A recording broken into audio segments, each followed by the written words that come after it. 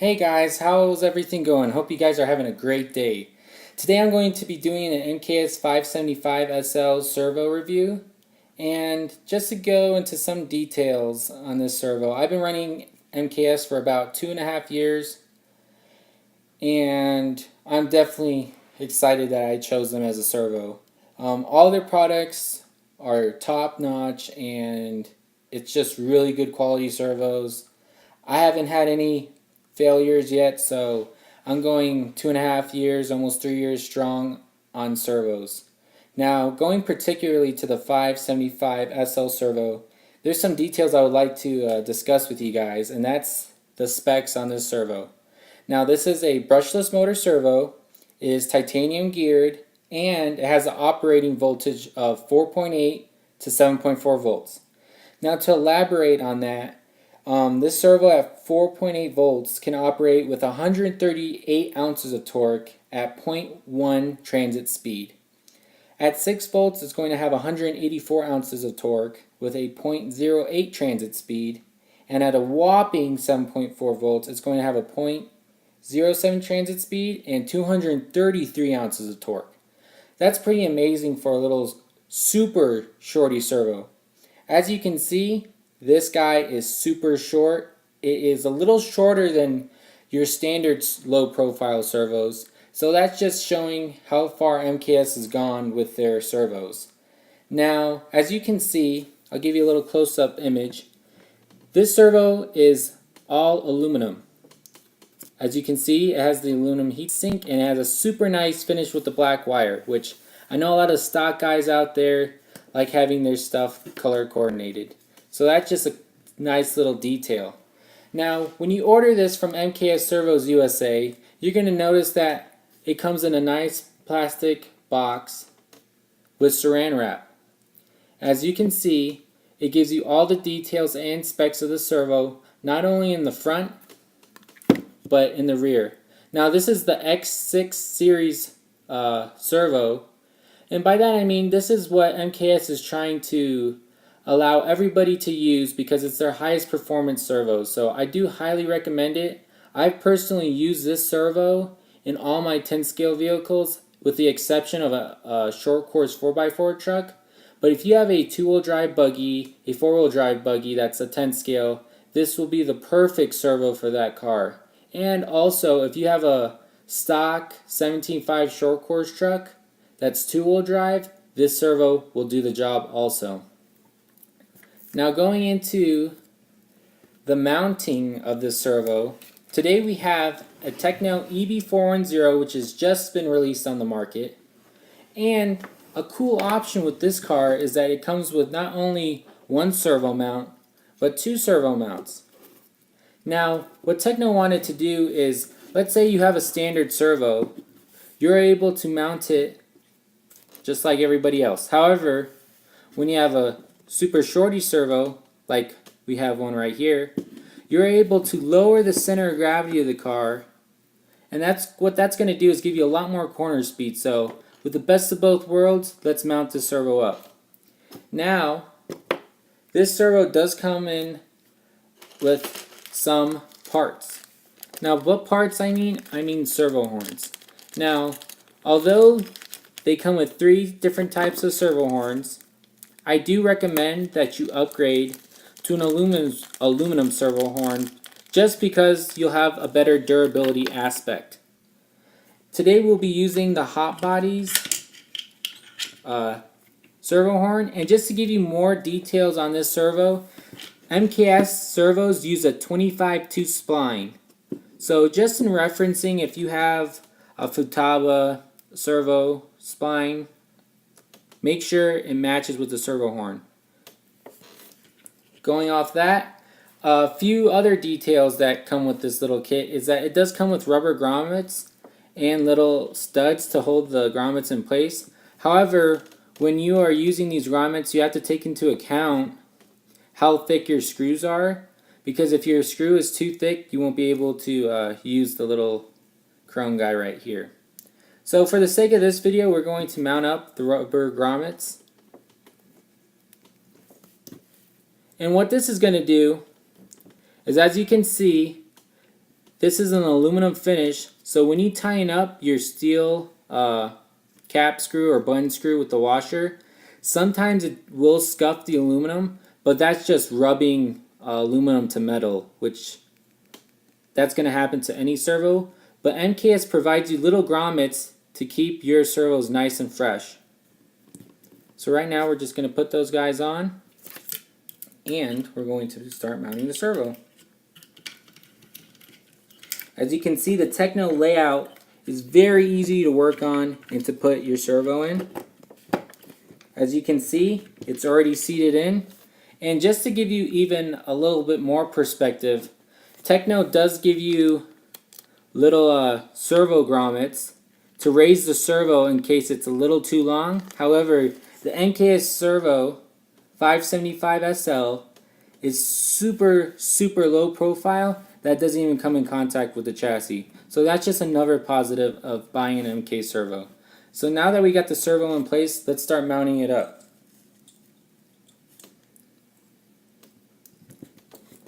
This will take 4 screws, and what I like to do is tighten it almost all the way down. However, I want to mount all 4 screws before I tighten it down all the way. And the reason why I say this just allows further caution to make sure your servo is securely mounted and it's seated all the way so it's flush. Now, if you happen to tighten 2 down first and then you tighten the other 2 on the opposite side, it might get a little angled. However, this is the easiest way I've mounted my servos.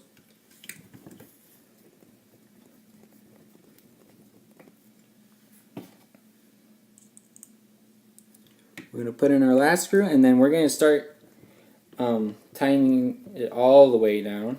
And what I like to do is that once I tighten down one screw, I like to go on the opposite end and tighten the same, or the opposite screw.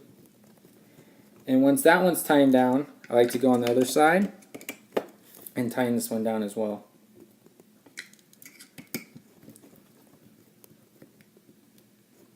Now we have securely mounted our servo. And just to give you a little perspective, the servo lead is super long, so it's able to accommodate pretty much any setup you have, whether your electronics are over here or they're back here. So that's just even more versatility with the car. Now, for the sake of the video, we do not have our electronic speed controller mounted, so I'm just going to show you the process of making sure you have straight alignment on your car. Now today we're going to be using the EB410 as an example, but this will stay true to pretty much any other platform you have out there. So what we're going to do is grab our servo horn right here, and before we mount it to the servo, we're going to make sure that our wheels are straight. And I'll try my best as I can in this video to show you that our wheels are straight. And then once you have, your wheels are straight, you're going to mount the servo horn onto the spline of the servo. Once it's seated, you're able to see that your hubs are straight. Once you have figured out your hubs are straight, you're going to want to make sure that everything's nice and lined up as so. Once you have taken a good look at that, you're going to use MKS's provided screw, and you're going to use a 2.0 millimeter wrench. And what I highly recommend is that you put a little bit of Loctite for this little screw. What that's going to allow it to do is it's going to allow the car, or I should say the servo, to make sure that this servo horn never pops out. So for the sake of this video, I'm already going to put a little servo, or I should say Loctite, onto the screw.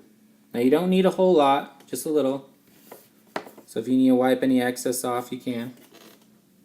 And we're going to start screwing it down.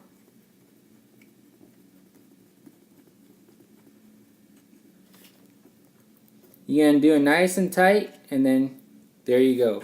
We have a servo in place. As you can see, we got it nice and mounted. Give you a little view there.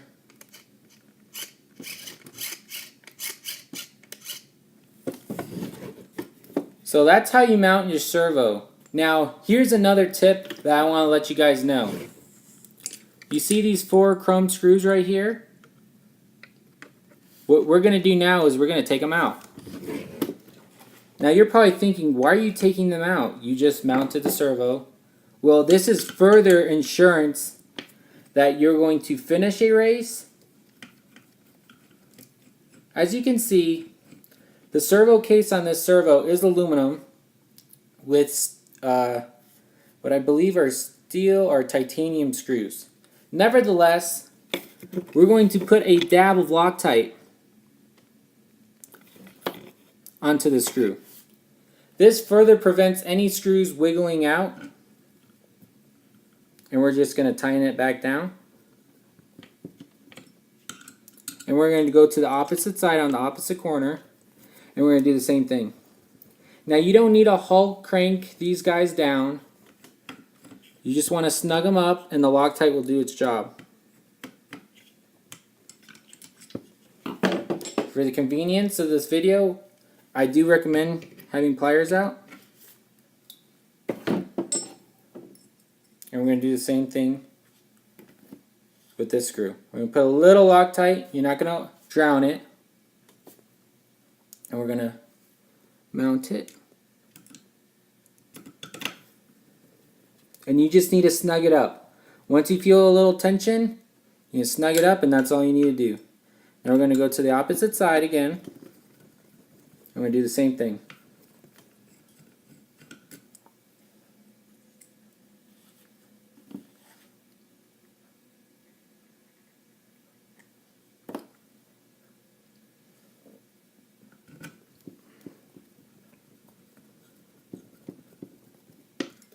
Now we're going to do the last screw.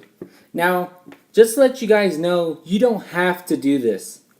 It's just highly recommended because, as you all know, RC cars do create quite a bit of vibration. So this is just a little insurance policy. This is a tip that I like to do and a lot of the MKS team likes to do. So I do recommend this. However, it is not mandatory, but it's just a little bit added insurance. Now, I've been running MKS servos for about 2.5 years. I believe in February of 2018 it will be 3. And I have no regrets of buying servos. I know a lot of people comment on the price. I believe this servo retails for $149.99. So at MKS Servos USA, this is $149.99. However, you have to take into consideration, I've been running the same servos for about 2.5 years, so I've really gotten my money's worth. So I highly recommend that you check MKS servos out. And if you have any questions or concerns, feel free to message me on my Facebook, which is at CJ Hernandez. Feel free to PM me if you have any questions or concerns. Otherwise, I hope this video helps in your decision in buying MKS servos, and I hope you guys have a nice night or day. Thank you guys for tuning in.